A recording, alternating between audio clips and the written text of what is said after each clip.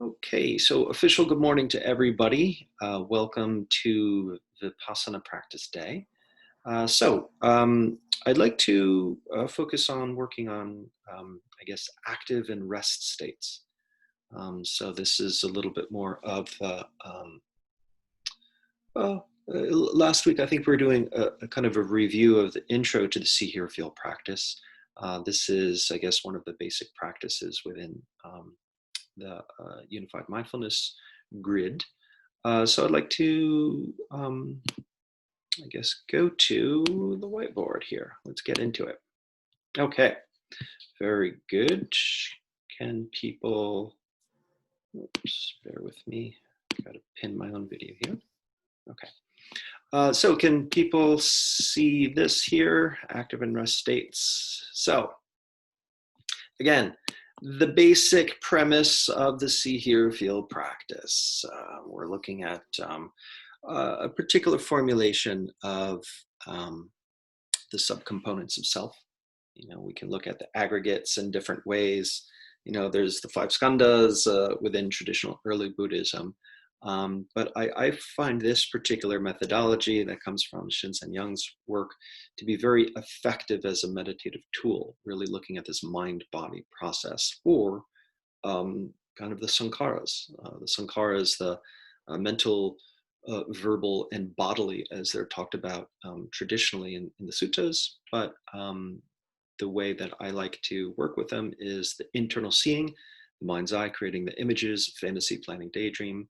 Mostly people report this activity as the mind's eye projecting kind of images around the forehead, this mental picture plane. Here we have this person is visualizing, thinking about an ice cream cone. So there's the seeing component, then there's the hearing component. It was a little difficult to represent that in the illustration. It's more the here in terms of being aware of the verbal component of thought, the commentaries, the conversations, inner dialogues. So the seeing and hearing that makes up our thought process, and of course the feeling, any sensation in the body.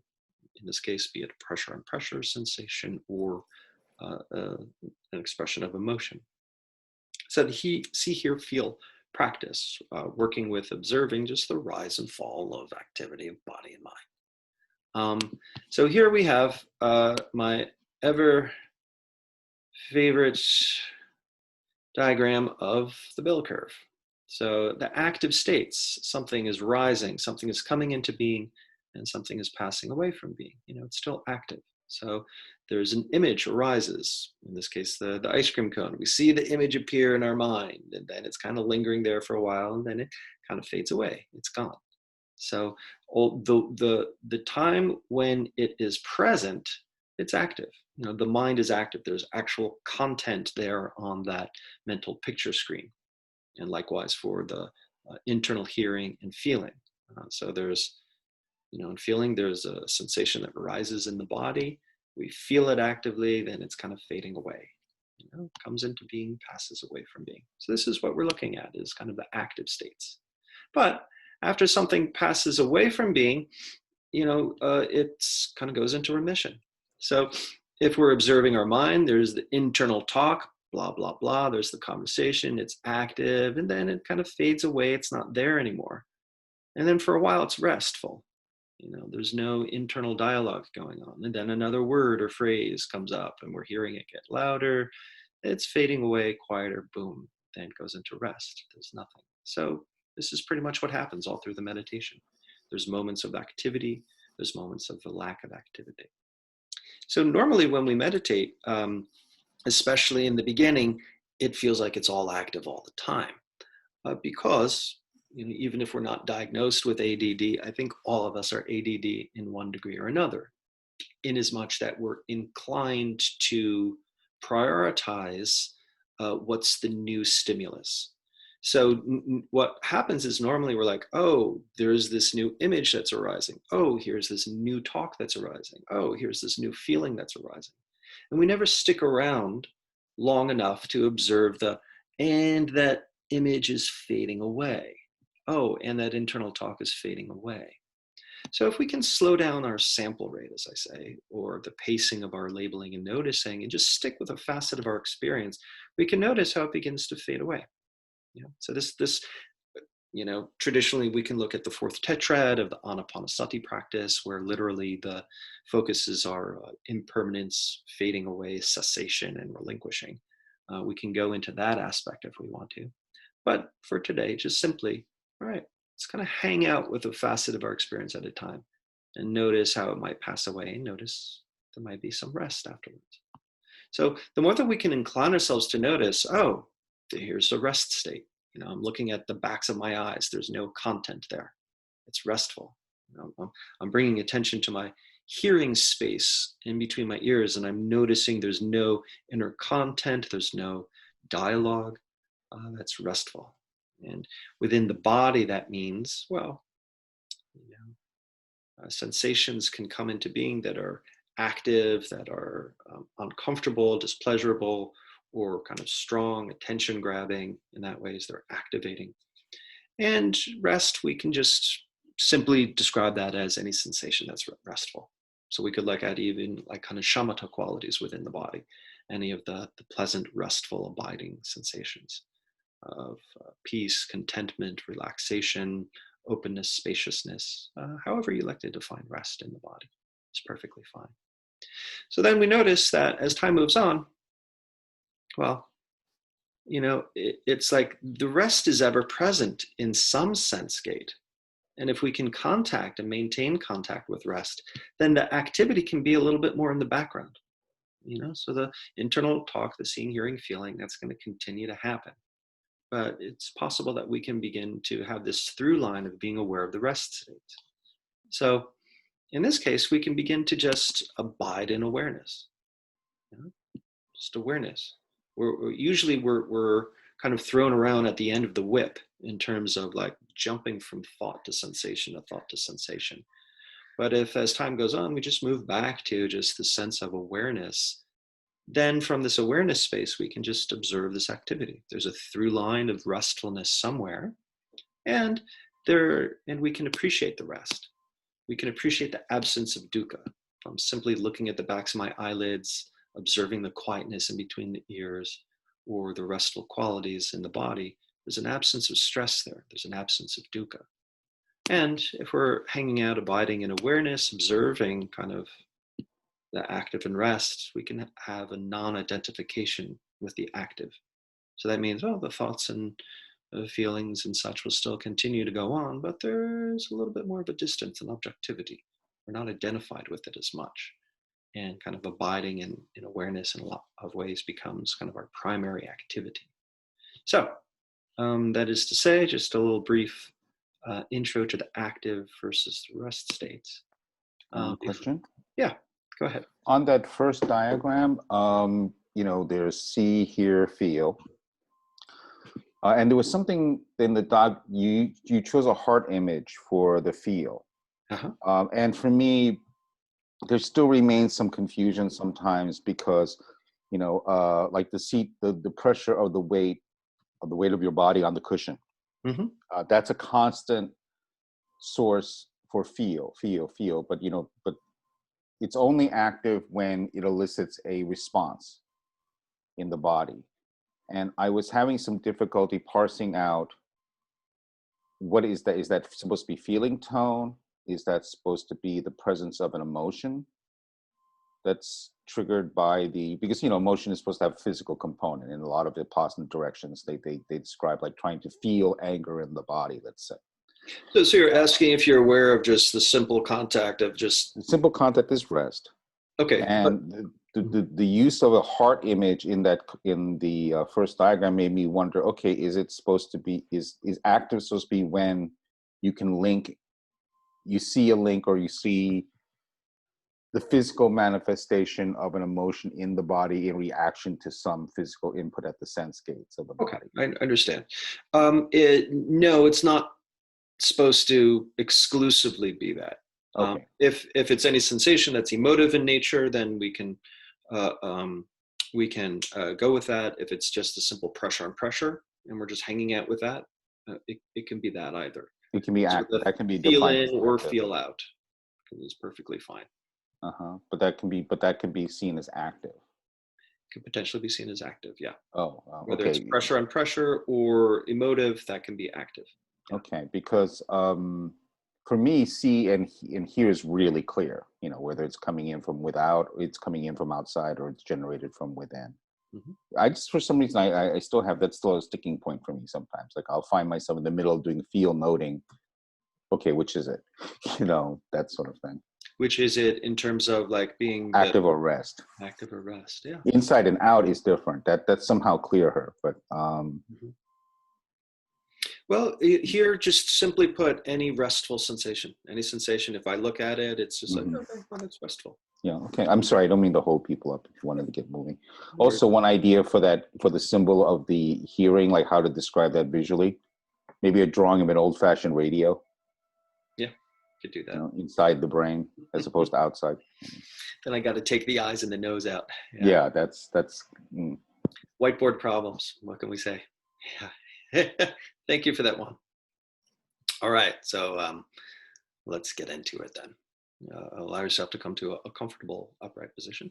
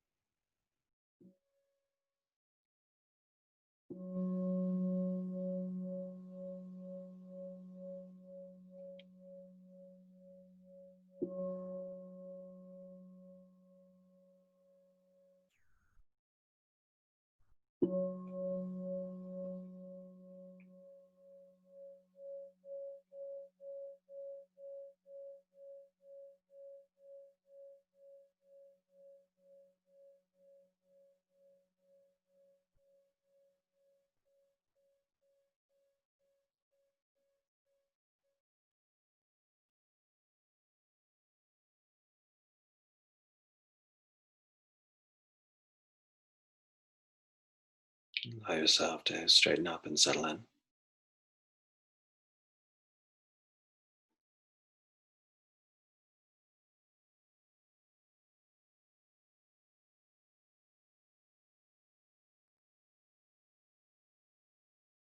We're going to be doing a little Vipassana Shamatha today. Looking at the subcomponents of self, but also in a way that induces a sense of restfulness. And we'll start off with a few minutes of simple contact with breath to cultivate the shamatha quality. So allow yourself to anchor your attention to a part of the body actively engaged in breath. And just allow yourself to be open to and notice the restful qualities of breath. On the in-breath, the top of the in-breath, the out-breath, the base of the out-breath.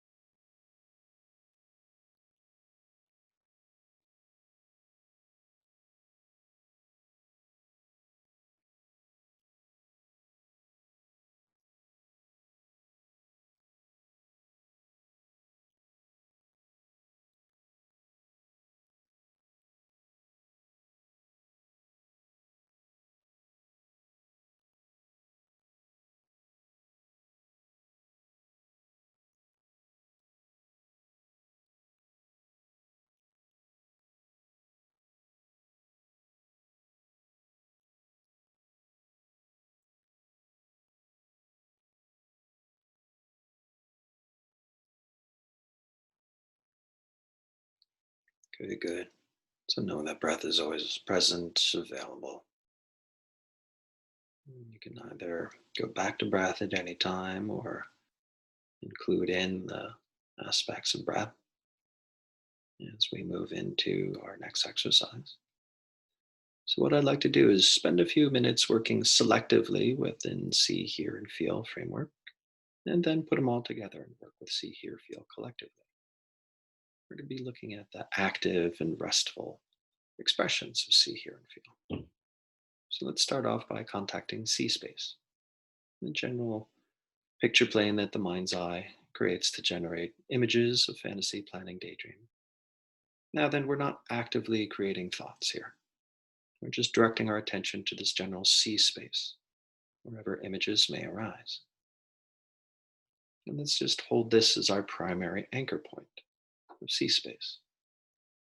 Moment to moment, images may arise, in which case it's see active. And from time to time, there may be nothing happening but a general looking at the backs of the eyelids, a general brightness or darkness, in which case that's just the see rest.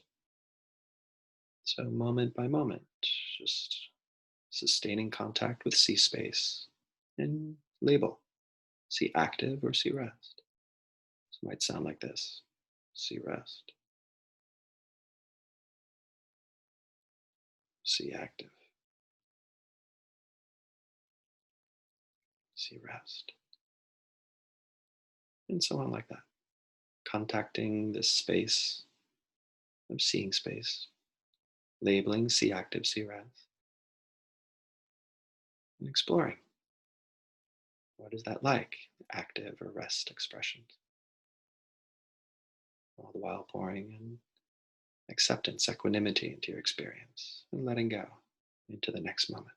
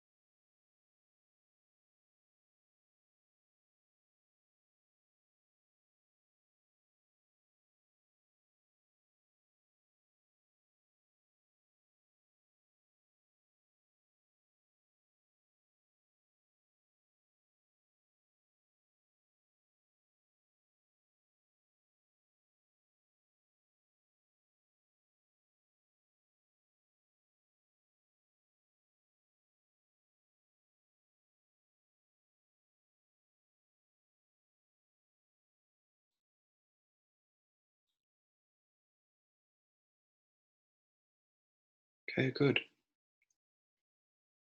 You can let that go and bring your attention primarily to hear space.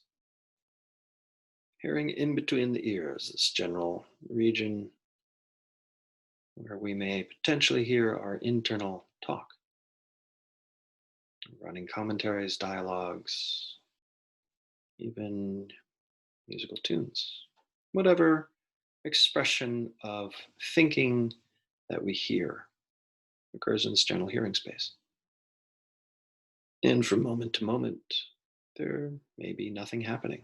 It's just quiet in between the ears, in which case that's hear rest. So, moment by moment, we're just observing the rise and fall of activity. Is it here active or here rest? So, that might sound something like this: here rest,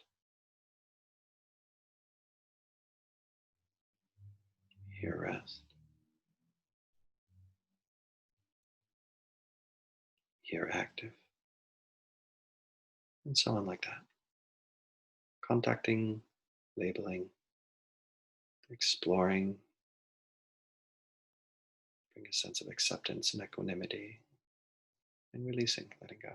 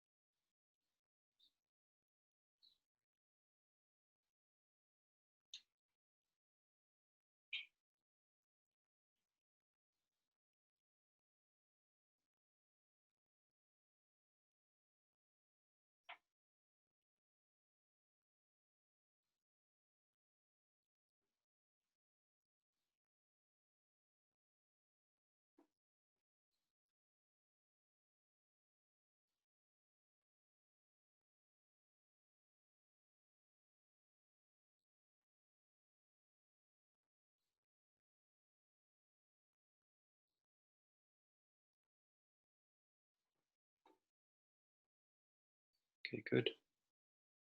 So we were working exclusively with here active, here rest. So let that be in the background. Let's bring your awareness to this full form of the body.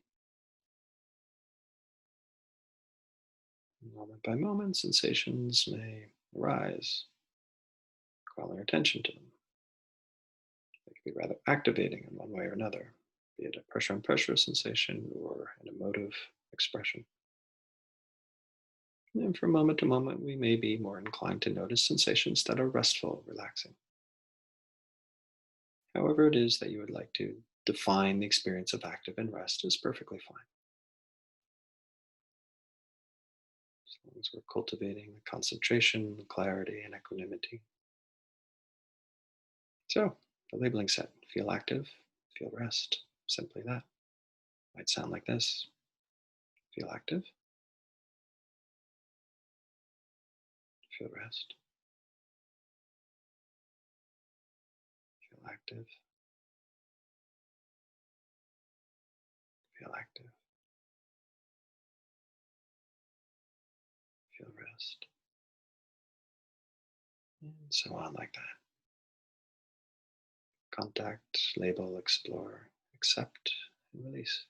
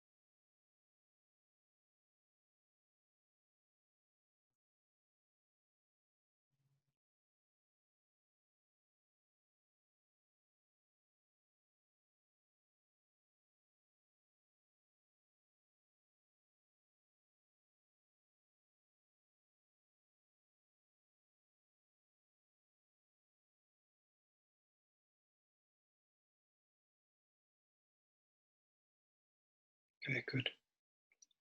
So we've been working exclusively with feel space, observing feel active, feel rest.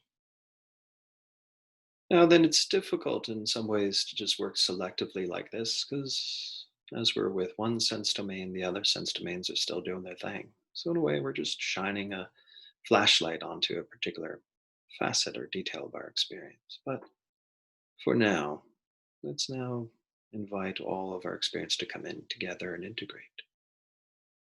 Allow your awareness to free float between see space, hear space, and feel space. And so the labeling set: see active, see rest, hear active, hear rest, feel active, feel rest, and any combination thereof. So it might sound a bit like this: see rest, feel active, see rest, see and hear rest,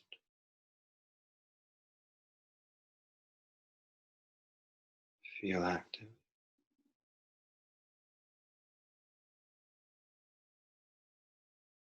see rest, and so on like that. If you wish to slow down your pacing, hang out with your experience a little longer, perfectly fine. Contact and label. The interplay of see, hear, feel active and rest states.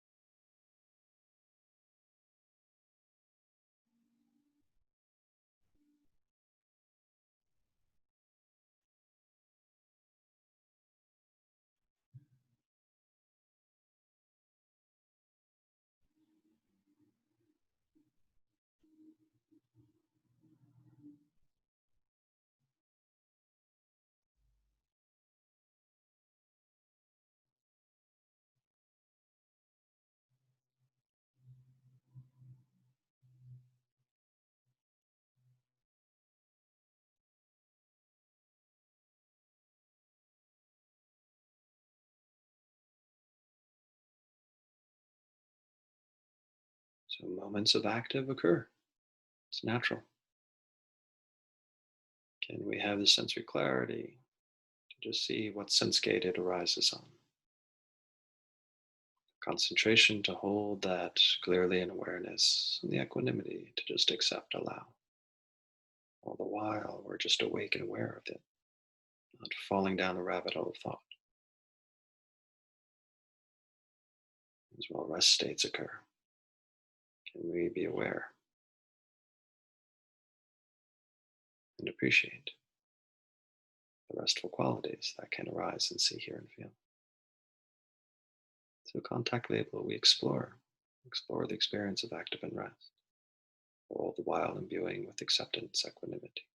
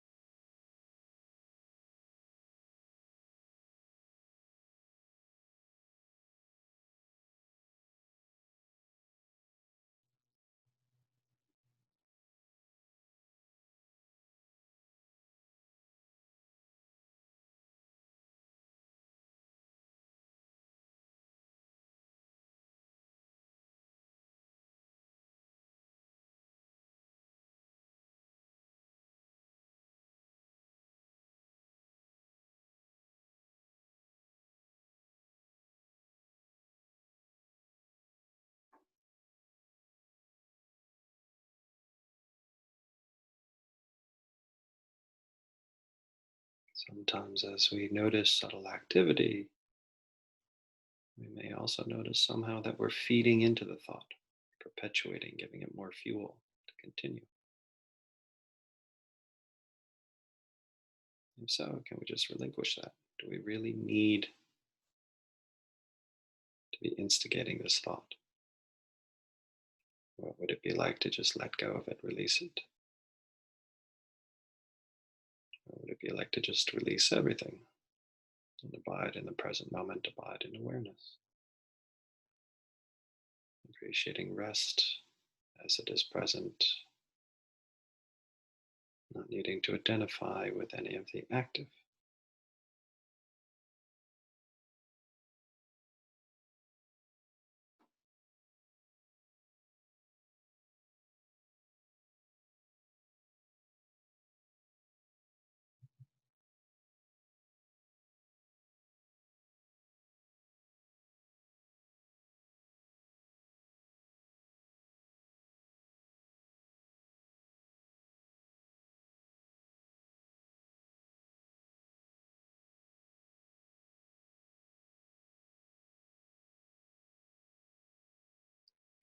Okay, good. So we've been observing the collective interplay between see, hear, feel, active, and rest. We've been efforting in a particular way, so I invite you, if you wish, to drop all effort, drop all technique, drop all labeling. Just simply contact awareness and just abide in doing nothing. If passively you become aware of active and rest, that's fine. We've inclined our attention to discern those patterns, but for now, we're not actively doing anything. Just simply resting in awareness, doing nothing.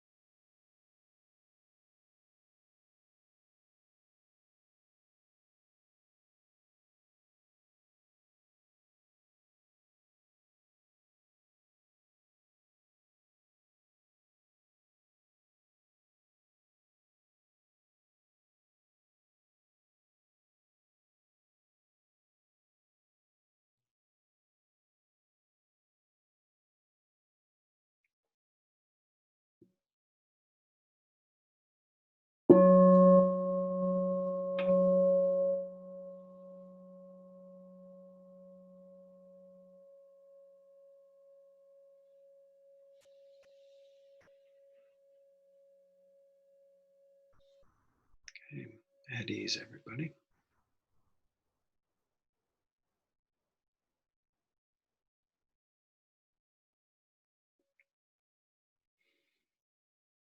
So post-bail practice, just allowing yourself to continue to receive the benefits of your efforts, just with eyes open, engaging in conversation. So what did you notice? What did you observe? What was relevant for you this morning?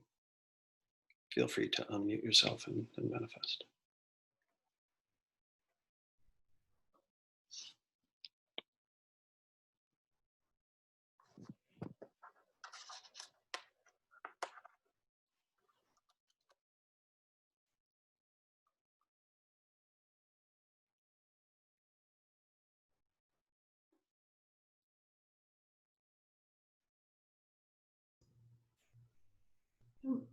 I really like this particular meditation.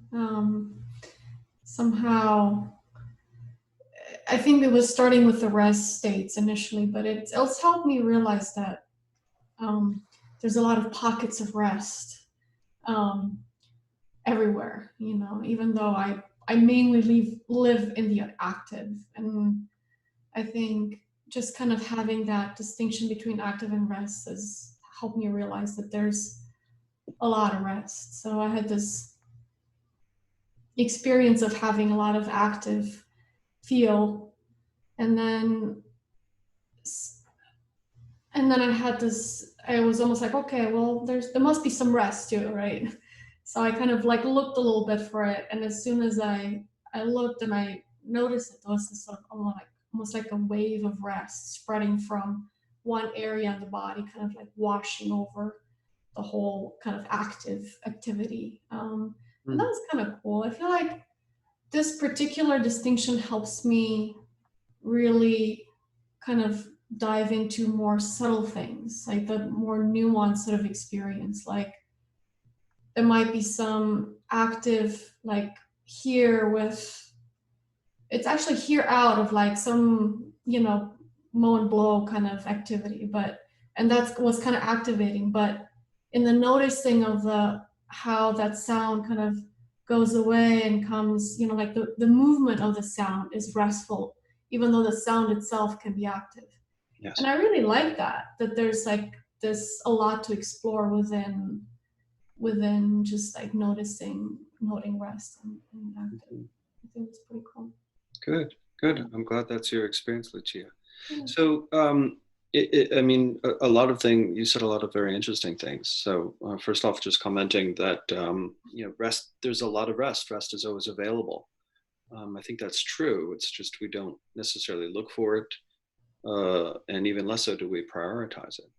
Right. So when you followed up by saying that you even though you live in the active, and I think that that's pretty much where the majority of us live, in the active. But once we can discern that there is rest and that there is rest available somewhere, then that can become kind of our life practice opportunity as we're engaging in life. Well, can we still seek out the rest? What is actually restful? Because we go through the day and it's like, all right, I'm thinking about this, I'm mulling about that, I'm doing this to-do list, and there's a tendency to kind of get more and more activated and more and more stressed as a result. But the more that we can kind of engage in activity through the day and stay attuned to where is rest present, then that's kind of facilitates this emptying out, and just being present with whatever activity without getting lost in the ruminations of anything. So I guess that's a kind of the question koan for you is, now that you see that rest is always available, can you continue to see that even as after the bell rings?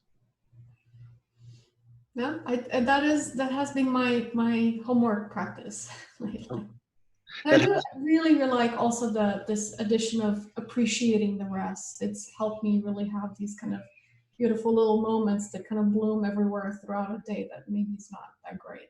Like, oh, that's great. That's amazing that there's a rest and a sort of like a gratitude for it. And that in itself is very, very nice. Yeah, appreciating it. And then that can create the I like how you said, the gratitude for it. So in a way, this is, kind of like a Vipassana Shamatha exercise, because we're looking at the subcomponents of self, and it helps to break the identification with a lot. And in the process, kind of inclines us towards the more we can lean into the restful states, the Shamatha quality, kind of the restful abiding.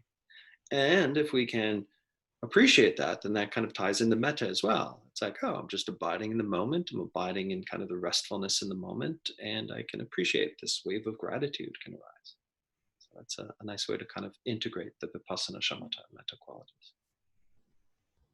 Very cool. Thank you. Thank you, Lucia.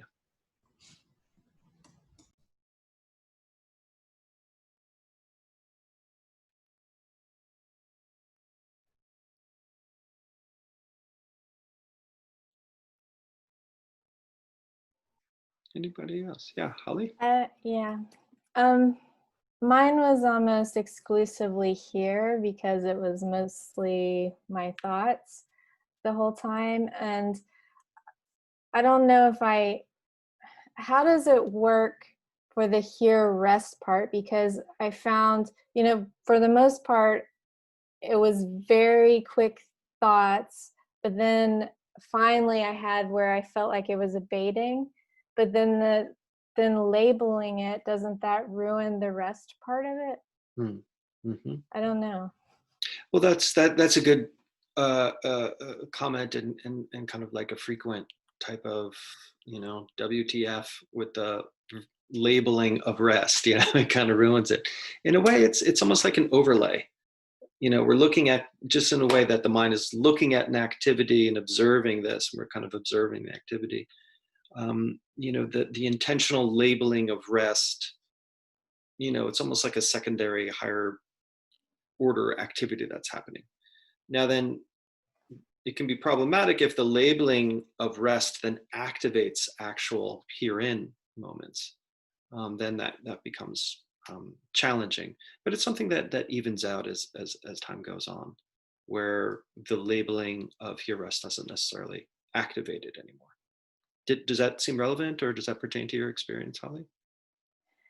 Yeah, if you say over time, that'll get better. I mean, I feel like it's hard for me already to, I have a very dissociative kind of way of being often. And so probably labeling is good. I really could only do it with hearing. I don't know. I almost felt like I didn't have any seeing imagery, except I did have a seeing of the diagram, which was weird. It kind of had a meta quality at that point. So then you were aware of a continuity, or primarily you had see rest going on then, yeah? What do you mean see rest?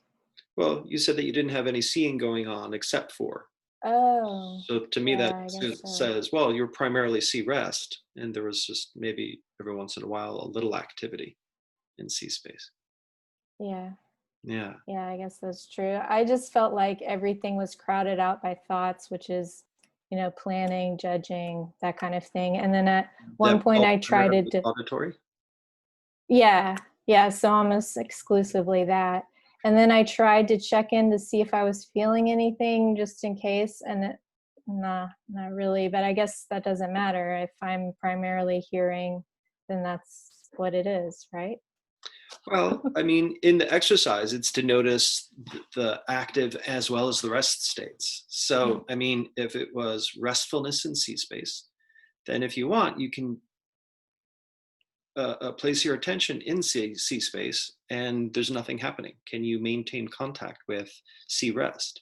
And so we did that for a bit. We were exclusively kind of going through, we're just going to be in see space, hear space, and feel space. Then we put them all together.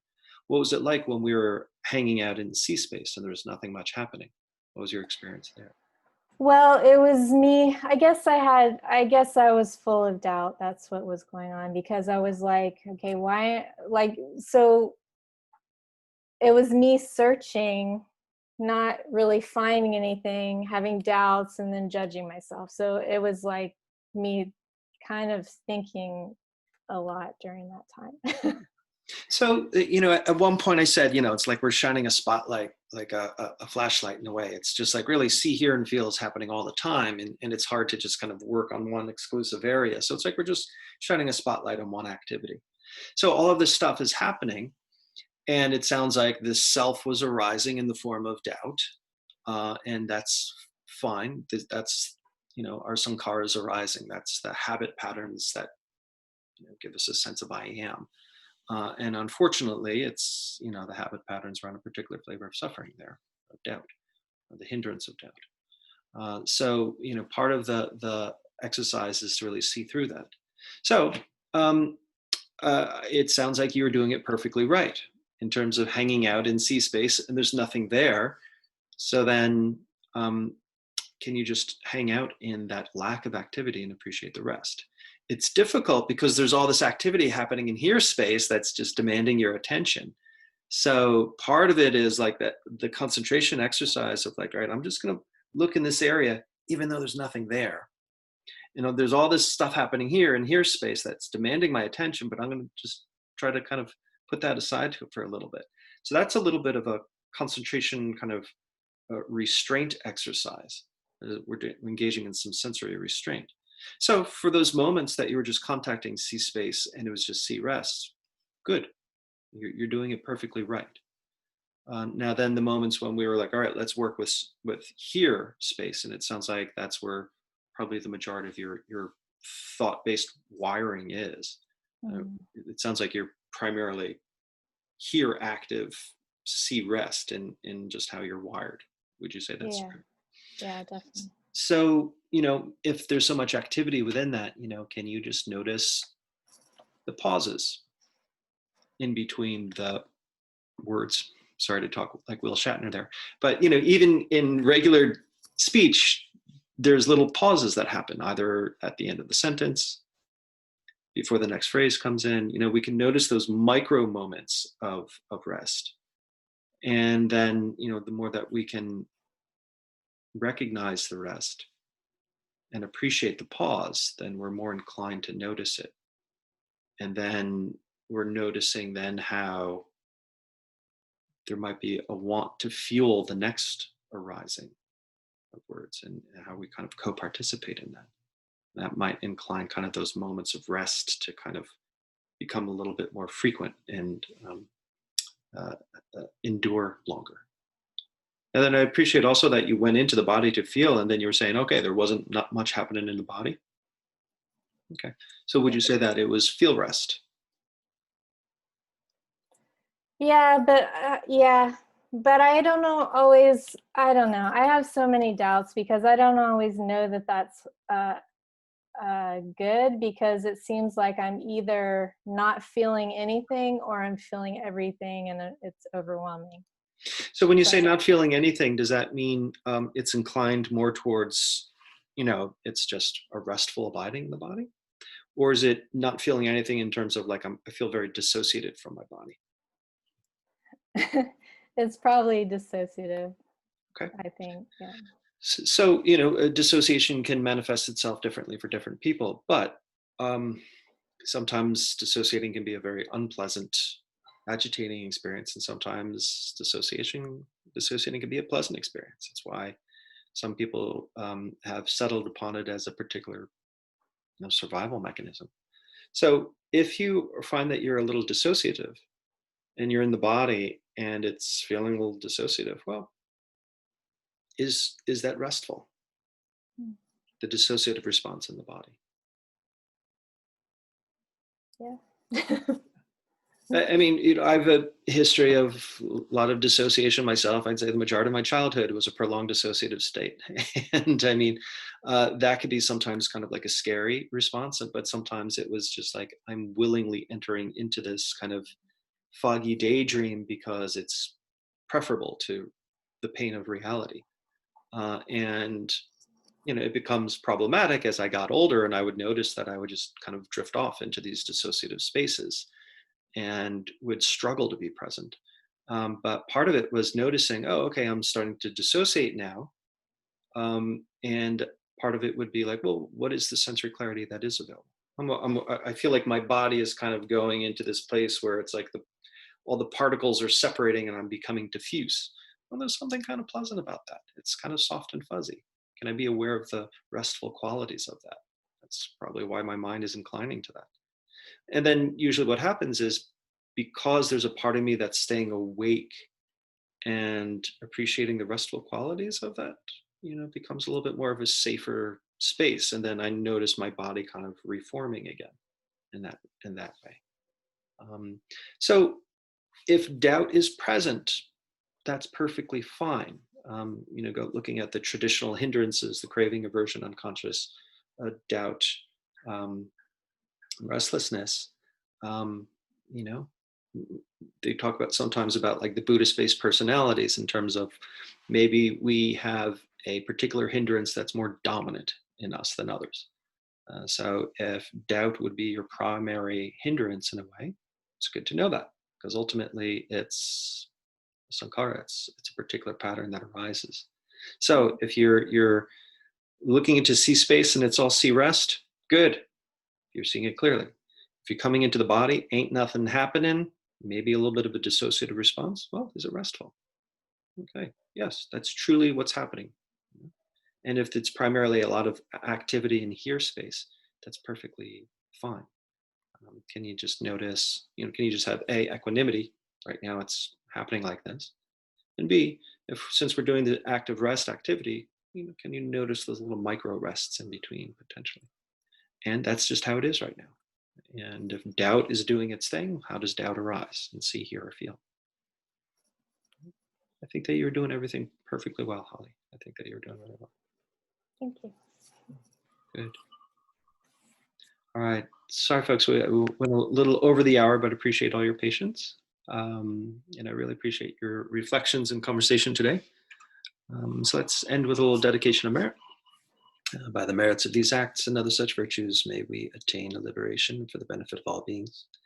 We bow before those who have come before us on the path, and for those who come after us on the path.